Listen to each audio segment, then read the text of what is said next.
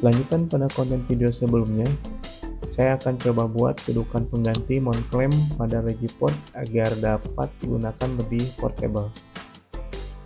Oke, di sini saya menggunakan bahan piringan cakram bekas, sambungan pipa PVC ukuran 1 in, ambalan kaca model siku ada 3 piece, kemudian ada baut dan mur ukuran tertentu.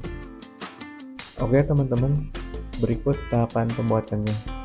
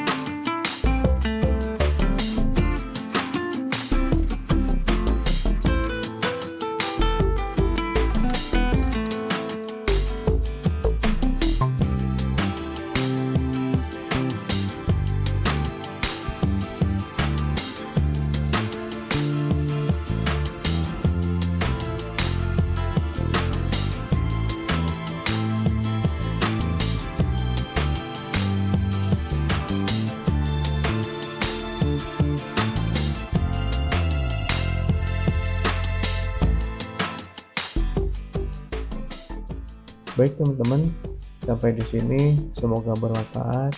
Salam.